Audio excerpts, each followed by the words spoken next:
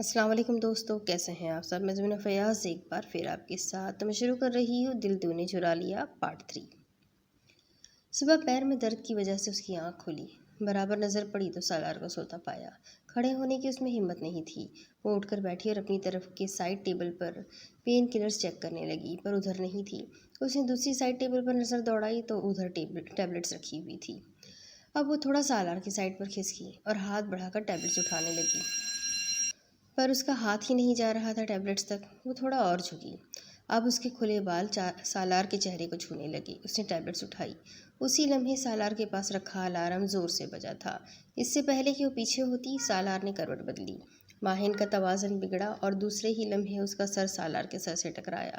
اب سالار کی آنکھ کھل چکی تھی اور وہ آنکھیں کھولتے ہی خود پر گری ماہین کو دیکھ رہا تھا اور معاملہ سچویشن کو سمجھنے کی کوشش کر رہا تھا۔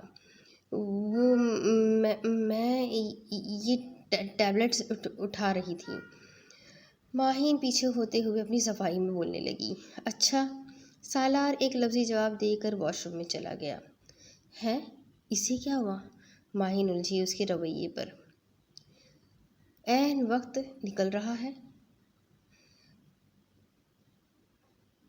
عین وقت نکل رہا ہے ہاتھوں سے میرے، دل میں بس رہا ہے رفتہ رفتہ تو میرے، پریشان ہوں میں کہ کہیں کر نہ بیٹھوں تجھ سے محبت، دل مچل رہا ہے ہاتھوں میں میرے۔ اذون شاہ۔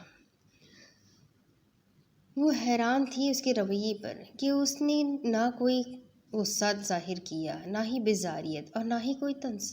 وہ ابھی اپنی سوچوں میں ہی گم تھی کہ سالار واش روم سے نہا کر نکلا۔ ٹراؤزر کے اوپر بلیک ٹی شرٹ، گلے میں لپٹا تولیہ، ماتھے پر آتے بال اور ان سے ٹپکتی پانی کی بوندیں۔ وہ چلتا ہوا ڈریسنگ ٹیبل تک گیا، بال سیٹ کیے، تولیہ بیڈ پر پھینکا اور خود پر پرفیوم کر کے کمرے سے باہر نکل گیا۔ اللہ اللہ، اس شخص کو مجھ سے محبت کرا دے۔ اس نے اللہ سے سالار کی محبت مانگی تھی۔ اس نے کچھ غلط بھی نہیں کیا تھا۔ اس نے اپنے محرم کی محبت مانگی تھی اللہ سے، اس کی جس کو اللہ نے اس کا نصیب بنایا تھا۔ وہ فریش ہو کر نیچے آئی۔ اٹھ گئی تم بیٹا؟ میں ابھی تمہیں ہی یاد کر رہی تھی۔ آؤ، کیا کھاؤ گی تم؟ میں وہی بنوا دیتی ہوں تمہارے لیے۔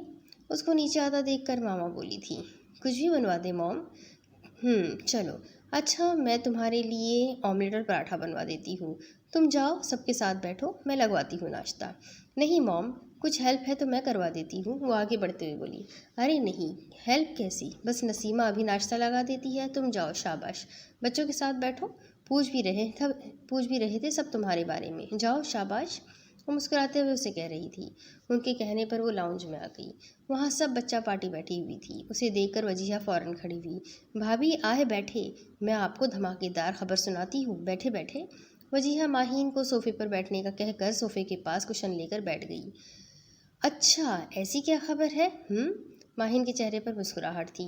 وہ اصل میں ہماری بنو رانی کی وداعی ہونے والی ہے۔ وہ ماریا کی طرف دیکھ کر مسکراتے ہوئے آنکھ دبا کر بولی۔ اوئے ہوئے، کس کی وداعی ہو رہی ہے؟ معاذ لاؤنج میں داخل ہوتے ہوئے بولا۔ زیادہ خوش ہونے کی ضرورت نہیں، تمہاری وداعی نہیں ہو رہی اور تم پھر نازل ہو گئے، اور یقیناً عزت مآب ناشتہ بھی ہمارے یہاں ہی نوش فرمائیں گے۔ بھوکا تپا دینے والا انداز تھا وجیہہ کا، اور اس کی بات پر ساتھ بیٹھی ماریا نے اس کی کمر پر دھپ رسید کی تھی۔ آپ بھی کیا کرتی ہے یار، وہ جھنجھلائی۔ اور تم کیا کرتی ہو؟ جب دیکھو پٹر پٹر، حد ہوتی ہے کسی بھی بات کی۔ ماریا نے صحیح طریقے سے وجیہہ کو جھاڑ پلائی۔ رہنے دو ماریا، ویسے بھی عزت مآب کون سے ان کے گھر آتے ہیں ناشتہ کرنے جو ان کو فکر ہونے لگی ہے راشن کی؟ وہ بھی کہاں پیچھے رہنے والا تھا، طاق کا جواب دیا تھا۔ تم تو چپ ہی کرو، اور آپی یہ آپ کے نہ شرمانے کے دن ہے نا، یوں ڈانٹ ڈپٹ کے نہیں۔ کیوں بھابھی؟ وجیہہ نے ماہین کو بھی گفتگو میں شامل کر لیا۔ وجیہہ، مجھے کچھ سمجھ نہیں آ رہا، تم کیا کہہ رہی ہو اور کیا بتانا چاہ رہی ہو؟ ماہین نے الجھ کر کہا۔ معاذ ماہین کے برابر والے صوفے پر بیٹھا ہوا تھا۔ معاذ، فکر کی ضرورت نہیں، اس گھر میں موجود کسی بھی بھابھی فکر کی ضرورت نہیں، اس گھر میں موجود کسی بھی شخص کو ان محترمہ کی باتیں سمجھ میں نہیں آتی۔ معاذ کہتے ہوئے نچلا ہونٹ دانتوں تلے دبا کر مسکرایا تھا۔ معاذ کے بچے، میں تمہارا خون پی جاؤں گی۔ وجیہہ کھڑے ہو کر معاذ کے بالوں پر حملہ آور ہوئی تھی اپنے پنجوں سے۔ अरे माहिन के मुंह से निकला। आहा जंगली बिल्ली, बाल छोड़ो, माज कर रहा। मैं तो नहीं छोड़ूंगी, पहले सॉरी बोलो। माज के बालों को झटका देती वो चिल्लाई, और उधर माहिन और मारिया हंस हंस कर लोटपोट हो रही थी।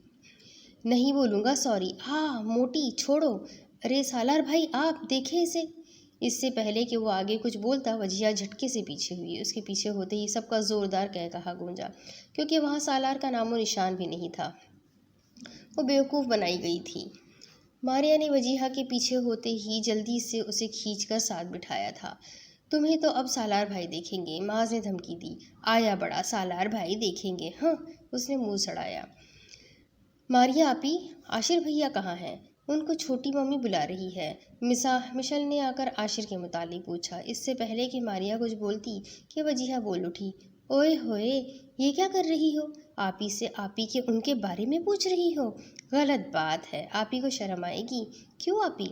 लफ्ज़ों को तोड़ तोड़ कर, आंखें घुमाकर चेहरे पर सारे जहां की मासूमियत तारी करके इरशाद फरमाया गया। हाय, मतलब के? माज ने बात अधूरी छोड़ी। जी वही मतलब, वजीहा ने आंखें घुमाते हुए जवाब दिया। ओ, माज ने मुंह गोल करके ओ को खासा लंबा खींचा था।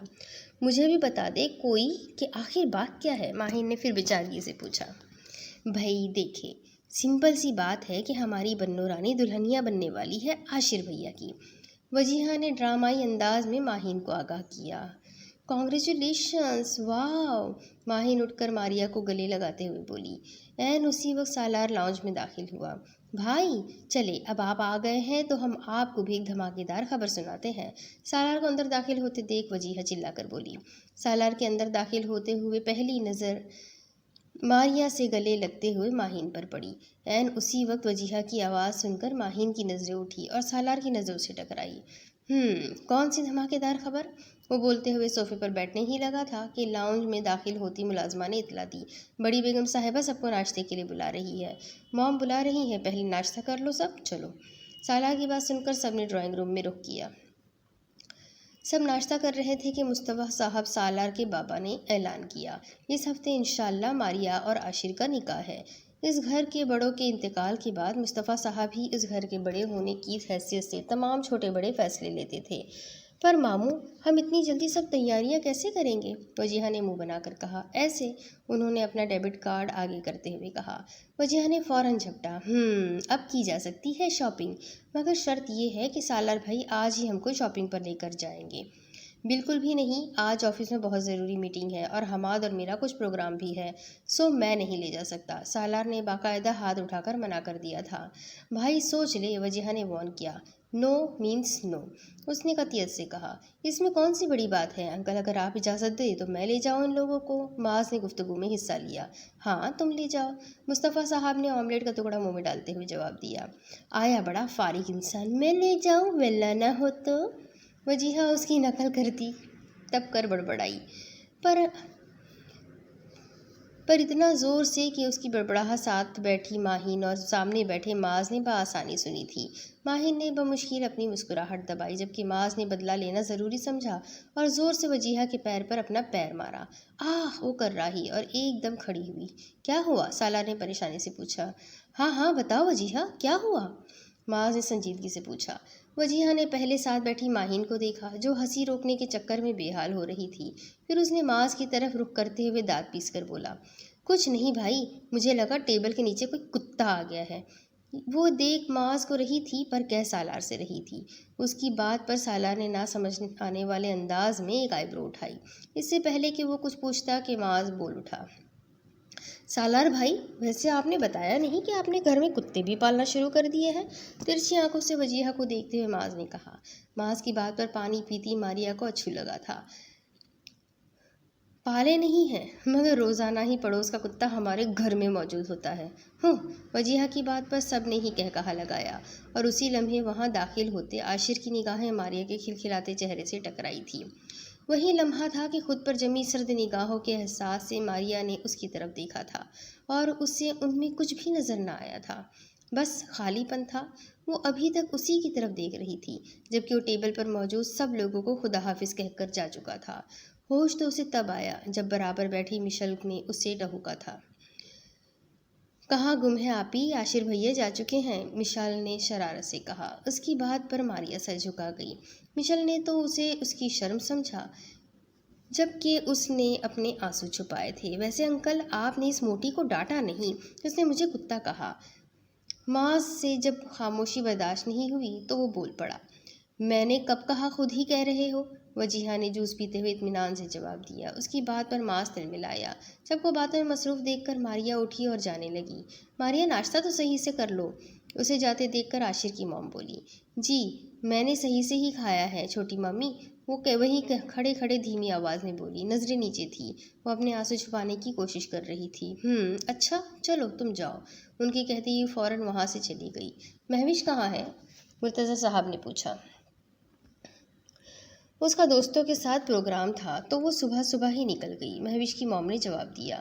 یہ کوئی طریقہ نہیں ہے، بس آپ اس کو سمجھائے کہ بندہ کم از کم گھر والوں کے ساتھ ایک ٹیبل پر کھانا پینا ہی کر لیتا ہے۔ مرتضیٰ صاحب نے تنبیہ کی، جس پر ان کا منہ بن گیا۔ ان کو یوں سب کے سامنے مہوش پر تنبیہ اچھی نہیں لگی تھی، خاص طور پر سالار کے سامنے۔ وہ چپ چاپ اٹھ کر اپنے روم میں چلی گئی اور ان کا چپ چاپ اٹھ کر جانا سب نے محسوس کیا تھا۔ دوسری طرف ماریا کمرے میں آئی، آنسو آنکھوں سے بہہ رہے تھے۔ اسے عاشر کا رویہ سمجھ نہیں آ رہا تھا۔ وہ انہی سوچوں میں گم تھی کہ دروازے پر دستک نے اسے ہوش دلایا۔ اس نے فوراً آنسو پوچھے۔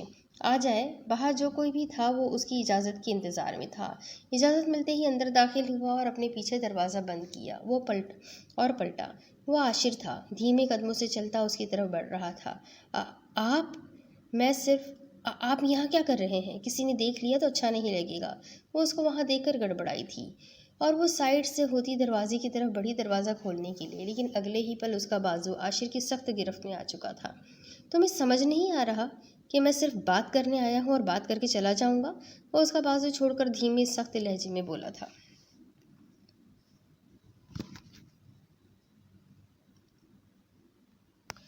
جی بولے۔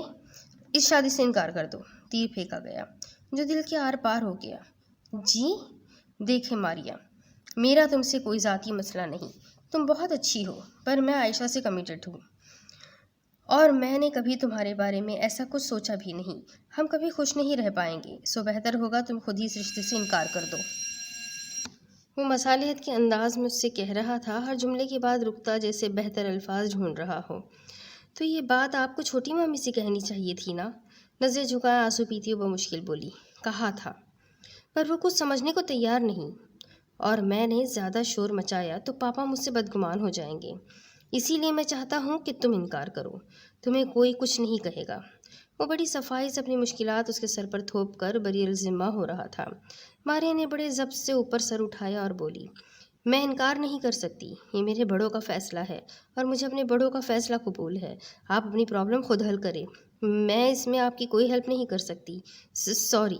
وہ قطعیت سے کہتی اسے باور کرا چکی تھی کہ وہ کچھ نہیں کر سکتی، اور یہی بات اس کو آگ لگا گئی۔ عاشر نے اس کے بازو کو پکڑ کر جھٹکا دیا۔ تم میں غیرت نام کی کوئی چیز ہے بھی یا نہیں؟ میں تم سے کہہ رہا ہوں کہ مجھے تم میں ذرہ برابر بھی دلچسپی نہیں، پھر بھی تم مجھ سے شادی کرنے کے لیے مر رہی ہو، حقارت سے کہا تھا اس نے۔ اس کی بات پر ماریا نے جھٹکے سے بازو چھڑایا اور پیچھے ہوتی ہوئی چلائی، بے غیرت میں نہیں، بے غیرت آپ ہیں جو اپنے مطلب کے لیے ایک لڑکی کو ڈھال بنا رہے ہیں۔ ذرا بھی شرم! اس سے پہلے کہ وہ اپنا جملہ پورا کرتی کہ عاشر کا بھاری ہاتھ اس کے گال پر پڑا۔ اب تم خود اپنے فیصلے پر پچھتاؤ گی۔ وہ اسے وارن کرتا اس کے روم سے باہر نکل گیا،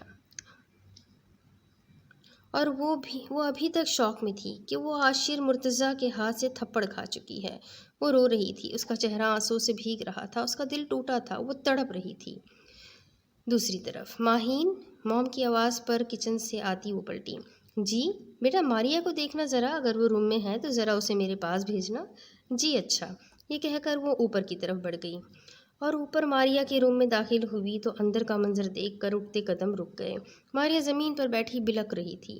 وہ اس کی طرف دوڑی۔ ماریا کیا ہوا؟ اس طرح کیوں رو رہی ہو میری جان؟ ماہین نے اس کے پاس بیٹھتے اسے اپنے گلے لگاتے ہوئے پوچھا۔ ماریا فوراً اسے آگے بڑھ کر ماہین کے گلے لگ گئی۔ بھابھی، وہ عاشر آئے، وہ کسی اور سے پیار وہ ہچکیوں کے درمیان بولتی ہی ایک دم چپ ہو گئی اور شدت سے رونے لگی۔ بھابھی ایسا کیوں؟ وہ بہت رو رہی تھی۔ ماہر نے اسے اٹھایا اور بیڈ پر بٹھایا، پانی پلایا تو وہ کچھ سنبھلی۔ بھابھی آپ کو پتہ ہے جب میں چھوٹی تھی نا، تب ایک بار چھوٹی مامی نے کہا تھا کہ ہمارے عاشر کی دلہن تو صرف ماریا بنے گی۔ پھر امی ابو کے منہ سے بھی ہمیشہ اپنے اور عاشر کے متعلق یہی سنا۔ ہاں، باقاعدہ رشتہ طے نہیں ہوا تھا، لیکن زبانی طور پر بات پکی تھی۔ ہمیشہ اسے ہی سوچا، اسے ہی چاہا، اور آج وہ مجھ سے کہہ رہا ہے کہ اسے مجھ میں کوئی دلچسپی نہیں۔ آنسو مسلسل بہہ رہے تھے، اس کی آواز میں تڑپ تھی۔ ماریا چپ کر جاؤ، اس طرح رونے سے کچھ نہیں ہوگا، چپ ہو جاؤ میری جان۔ اس کو اس طرح وہ اپنے کمرے میں ہاتھوں میں سر دیے بیٹھا ہوا تھا۔ دوسری طرف ماریا کا گھرانا اور پھر اس کی باہوں میں بے ہوش ہو جانا بار بار اس کے ذہن کے پردے پر کسی فلم کی طرح چل رہا تھا۔ جو کچھ میں نے عائشہ کے کہنے پر کیا، کیا مجھے وہ نہیں کرنا چاہیے تھا؟ وہ خود سے بولا۔ یا اللہ، میں کیا کروں؟ وہ بے بسی میں چیخا تھا۔ وہ 25 سالہ مضبوط مرد آج بے بس ہو رہا تھا۔ اسے سمجھ نہیں آ رہا تھا کہ جب وہ عائشہ سے محبت کرتا ہے تو بار بار وہ ماریا کے خیال آنے پر تڑپ کیوں رہا ہے۔ عاشر بھائی، وجیہہ چیختے ہوئے کمرے میں داخل ہوئی۔ اسے بیڈ پر بیٹھے دیکھ کر وہ فوراً سے اس کے قریب پہنچی۔ آپ یہاں بیٹھے ہیں اور آپ کی وجہ سے میری آپی موت کے دوراہے پر کھڑی ہے۔ نہ وہ جی رہی ہے نہ مر رہی ہے، بس تکلیف میں ہے، اور ذمہ دار آپ ہے اس سب کے۔ میں آپ کو معاف نہیں کروں گی، کبھی بھی نہیں عاشر بھائی، وہ روتے روتے بول رہی تھی۔ اس کی آوازیں سن کر معاذ بھی کمرے میں آ گیا تھا اور زمین پر بیٹھی وجیہہ کو تھامنے لگا۔ معاذ، یہ وجیہہ کیا کہہ رہی ہے؟ کیا ہوا ہے ماریا کو؟ عاشر نے معاذ سے پوچھا۔ معاذ نے اس کے سوال پر اس کی طرف دیکھا۔ عاشر یار، یہ تو نے کیا کر دیا؟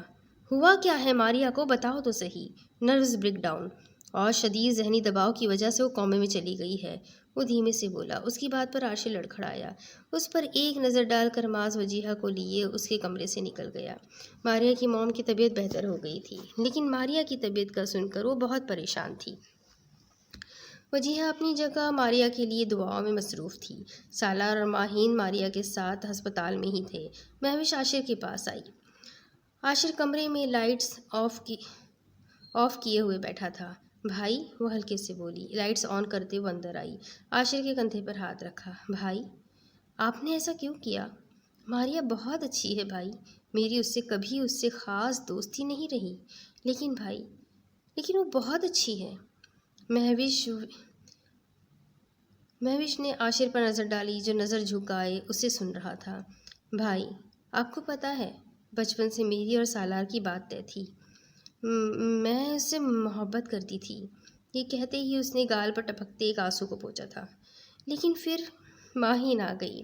مجھے اس سے نفرت ہو گئی تھی، کیونکہ اس نے میری محبت کو مجھ سے دور کر دیا، سالار کو مجھ سے چھین لیا تھا۔ عاشر نے ایک نظر اپنے سے 1 سال چھوٹی بہن کو دیکھا، جو شاید زندگی میں پہلی دفعہ اس سے کچھ شیئر کر رہی تھی۔ اتنی دفعہ دل چاہا کہ ماہین کی جان لے لوں یا ان دونوں کے بیچ نفرت پیدا کر دوں، پر میں کبھی کچھ کر ہی نہیں پائی۔ پتہ ہے کیوں؟ کیونکہ میری موم نے میری تربیت ایسی نہیں کی، کہہ کر اس نے گہری سانس بھری۔ عاشر نے اس کے ہاتھ پر اپنا ہاتھ رکھا، جیسے اسے ہمت دی ہو۔ لیکن اب میں قبول کر چکی ہوں حقیقت کو، وہ میری قسمت میں نہیں تھا۔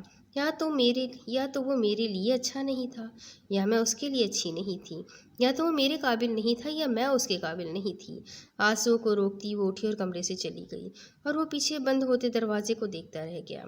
وجیہہ معاذ کے ساتھ ہسپتال آئی ہوئی تھی، ماریا سے بات کرنے، اس سے التجا کرنے، اسے یہ بتانے کہ اس کا یوں روٹھنا سب کو کتنا تکلیف دے رہا ہے، مگر سب بے سود تھا۔ وہ جس سے روٹھی تھی وہ باخبر ہو کر بھی منانے نہ آیا تھا۔ اس کا انتظار طویل ہو گیا تھا۔ شکر، عاشر نے انکار کر دیا، عین نکاح کے وقت، ورنہ میری سالوں کی محنت پر پانی پھر جاتا۔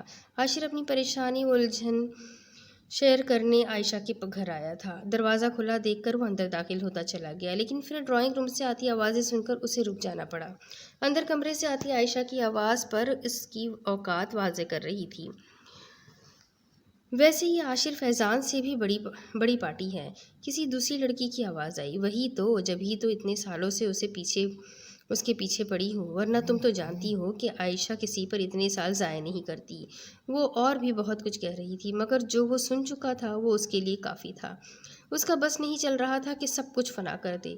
اتنے سال سے وہ صرف اور صرف ایک لڑکی کے ہاتھوں کا کھلونا بنا رہا۔ وہ گاڑی ڈرائیو کرتا ہسپتال جا رہا تھا۔ بس اب اور دیر نہیں کرنی تھی کہ ماریا امید چھوڑ بیٹھے اس کے آنے کی۔ لیکن آج ایک بار پھر وہ ایک اور غلطی کرنے جا رہا تھا، ایسی غلطی جس کا خامیازہ اسے ساری زندگی بھگتنا تھا۔ ماہین بیبی، آپ سے کوئی ملنے آیا ہے، ملازمہ نے اس کے کمرے میں آ کر اطلاع دی تھی۔ کون آیا ہے؟ ماہین بال برش کرتی مصروف سے بولی۔ بی بی جی، کوئی جمی صاحب ہے۔ جمی؟ اچھا، اس کو بٹھاؤ تم، میں آتی ہوں۔ ماہین اس کو بول کر الماری سے کپڑے نکال کر چینج کرنے چلی گئی۔ چینج کر کے وہ نیچے آئی تو جمی بیٹھا ہوا تھا۔ اس کے آتے ہی وہ کھڑا ہوا۔ السلام علیکم۔ جمی نے حیرت سے ماہین کی طرف دیکھا، سر پر لپٹا اسکارف، کندھے پر پھیلا دوپٹہ، اور پھر اس کا سلام کرنا۔ ہے، کیسی ہو ماہی، اتنی بدل گئی ہو، کہتے ہوئے وہ اس کی طرف بڑھا تھا گلے ملنے کے لیے، لیکن ماہی نے ہاتھ کے فاصلے سے دور ہی روک دیا۔ وہ جھیپ کر پیچھے ہوا۔ بیٹھو۔ ماہین کے کہنے پر وہ بیٹھا۔ اس کے ساتھ ہی سامنے صوفے پر ماہین بیٹھی۔ ماہی، میں جانتا ہوں تم خوش نہیں ہو اور میں تمہیں ناخوش دیکھ نہیں سکتا۔ محبت کا میں دعویٰ نہیں کروں گا، ورنہ تم مجھے گزرے دنوں کا تانا مارو گی، کہہ کر اس نے گہری سانس بھری اور ماہین کے تاثرات جانچنے کی کوشش کی، جو کہ بالکل سپاٹ تھے۔ ماہی، لیکن میں اب تمہارے ساتھ کھڑا ہوں، سالار جیسے شخص کے ساتھ رہ کر اب تمہیں اب اپنی زندگی برباد کرنے کی کوئی ضرورت نہیں۔ تم اپنا سامان پیک کر لو اور چلو میرے ساتھ۔ یہاں سے سیدھا ہم کورٹ جائیں گے، ہم خلا کا کیس دائر کروائیں گے۔ کہتے ہوئے جمی کی نظر اٹھی اور سامنے دروازے پر کھڑے سالار پر پڑی، جس کی تاثرات بخوبی اس بات کا پتہ دے رہے تھے کہ وہ اس کی ساری باتیں سن چکا تھا اور غلط فہمی کا شکار ہو چکا تھا، اور ماہین اس بات سے بے خبر تھی۔ سالار میرا شوہر ہے اور میں اپنے شوہر سے بہت محبت کرتی ہوں۔ تمہاری کی ہوئی بکواس آج تو میں نے سن لی، مگر آئندہ اس طرح کی کوئی بھی بکواس ہماری دوستی پر بہت گہرا اور برا اثر چھوڑ سکتی ہے۔ اور ہاں، ایک بات یاد رکھنا جمی، اگر کبھی مجھے لگا کہ ہماری دوستی سالار اور میرے رشتے کے بیچ آ رہی ہے، تو میں اپنے اور سالار کے رشتے کے لیے اس دوستی کی قربانی دینے میں ایک لمحہ بھی نہیں لگاؤں گی، بیکاز آئی لو ہم ویری مچ، اور اس کے لیے کہ محبت میرے اللہ نے میرے دل میں ڈالی ہے، میرے محرم کی محبت۔ وہ متانت بھرے انداز میں اپنے جذبوں کو زبان دے رہی تھی۔ اوکے ماہی، آئی وش کہ تم خوش رہو۔ چلو اب میں چلتا ہوں۔ وہ شاید ہار گیا تھا۔ ماہین کے طاقتور جذبوں نے اس کے کمزور ارادوں کو شکست دے دی تھی۔ دوسری طرف عاشر ہسپتال پہنچا۔ روم نمبر پتہ کر کے وہ ماریا تک پہنچ چکا تھا۔ وجیہہ اسے دیکھ کر چونکی تھی، پر کمرے سے چلی گئی تھی۔ اب وہ اور ماریا تھے اور گہرا سناٹا تھا جس کو اس کی آواز نے توڑا۔ ماریا! وہ اتنا دھیمے بولا تھا کہ اس کے خود کے کانوں نے بھی مشکل سے سنا تھا۔ ماریا، مجھے معاف کر دو۔ اب کہ وہ اس کے پاس بیٹھا اور اس کا ہاتھ تھاما۔ میں نے تمہیں بہت دھتکارا، کتنی دفعہ تمہاری محبت کی تذلیل کی، پر ماریا تمہاری محبت بہت طاقتور تھی جس نے مجھے گھٹنے ٹیکنے پر مجبور کر دیا۔ اس کی ایک آنکھ سے آنسو کا قطرہ بہہ کر اس کے اپنے ہاتھ میں موجود ماریا کے ہاتھ پر ٹپکا۔ ماریا، مجھے معاف کر دو اور مجھے یہ حق دے دو کہ میں تم کو اپنا دل چرانے کی سزا دے دوں۔ وہ اس کے ہاتھ چومتے ہوئے بول رہا تھا۔ میں نے آپ کو معاف کیا عاشر مرتضیٰ۔ ماریا کی آواز پر اس نے جھٹکے سے سر اٹھایا۔ دونوں کی نظریں ملی۔ ایک کی نظروں میں کچھ پا لینے کی خوشی تھی، دوسرے کی نظروں میں کچھ جیت لینے کا اطمینان تھا۔ آپ کی اتنی بے رخی اور اتنی بے اعتنائی کے باوجود میں آپ سے محبت کرنا نہ چھوڑ پائی۔ آپ کے لاکھ دھتکارنے کے باوجود تمہارے لیے میری محبت میں کمی نہ آئی۔ عاشر، میں اپنے آپ کو ابھی بہت خوش نصیب محسوس کر رہی ہوں۔ آپ کے اقرار نے میری روح کو مطمئن کر دیا ہے۔ بالآخر میری بدنصیب محبت جیت گئی۔ لیکن عاشر، محبت نے میرے جیتنے میں بہت دیر کر دی، کیونکہ میرا وقت آ چکا ہے، میرے رب کا میرے لیے بلاوا آ چکا ہے۔ پر میں بہت خوش ہوں عاشر کہ میں جیت جاتے ہوئے تمہاری محبت کا سامان لے کر جا رہی ہوں۔ خدا حافظ۔ آخری جملہ لڑکھڑا کر کہتے ہوئے وہ ساکت ہو چکی تھی اور وہ بیٹھا اس کے لفظوں میں کھویا ہوا تھا۔ پیچھے کمرے میں داخل ہوتی وجیہہ نے ماریا کے بے جان وجود کو دیکھ کر چیخ ماری، آپ ہی! دوسری طرف جمی کے جانے کے بعد وہ کمرے میں آئی تو کمرے کا حشر دیکھ کر دنگ رہ گئی۔ بیڈ پر اس کا سوٹ کیس رکھا ہوا تھا اور سالار اس میں اس کے کپڑے ٹھوس رہا تھا۔ سالار، یہ کیا کر رہے ہیں آپ؟ وہ فوراً سے آگے بڑھی اور اس کا ہاتھ تھام کر اسے روکا تھا، پر وہ نہیں رکا۔ دھیرے سے اپنے ہاتھ پر سے ماہین کا ہاتھ ہٹا کر پھر سے اپنے کام میں مشغول ہو گیا تھا۔ کیا ہو گیا ہے آپ کو؟ وہ ایک دفعہ پھر اس کا کندھا جھنجھوڑ کر بولی۔ مجھے کچھ نہیں ہوا۔ وہ تم جا رہی ہو اپنے اس سو کولڈ دوست کے ساتھ، تو میں نے سوچا تمہارا بیگ پیک کر دوں۔ وہ اپنے کام میں مصروف دھیمے مگر ٹھنڈے لہجے میں بولا۔ اب کہ وہ تھمی، بے یقینی سے اس کی آنکھیں پھیلی۔ واقعی؟ آپ کی نظر میں اتنی بے اعتبار ہوں؟ وہ بے یقینی سی تھی، مگر اگلے ہی پل وہ آگے بڑھی، سالار کے ہاتھ سے اپنا سوٹ کیس جھپٹا اور سوٹ کیس بند کرتے ہوئے بولی، اگر ایسی ہی بات ہے نا سالار مصطفیٰ، تو واقعی مجھے چلے جانا چاہیے۔ میں اپنی ساری زندگی آپ کو اپنی محبت کا یقین دلاتے ہوئے نہیں گزار سکتی۔ وہ بولتی ہوئی اپنی الماری کی طرف بڑھی، چادر نکالی، کندھوں پر ڈالی، اپنے آنسو پوچھے اور اپنا سوٹ کیس گھسیٹتی ہوئی دروازے کی طرف بڑھنے لگی، مگر اگلے ہی پل سالار اس کا ہاتھ تھام کر اسے روک چکا تھا۔ مجھ بے وقوف کو یوں تنہا چھوڑ کر چلی جاؤ گی؟ وہ اسے اپنے قریب کرتے ہوئے بولا۔ ہاں، میں چلی جاؤں گی، وہ روتے ہوئے بھاری آواز میں بولی۔ اس کی بات پر مسکراتے ہوئے وہ اسے اپنے سینے سے لگا چکا تھا اور وہ پھوٹ پھوٹ کر رو رہی تھی۔ میں آپ سے محبت کرتی ہوں سالار، میرے پاس آپ کے علاوہ جینے کی کوئی وجہ نہیں۔ ماہین، سالار کا دل آپ چرا چکے ہیں اور اس چوری کی سزا آپ کو ساری زندگی ملے گی۔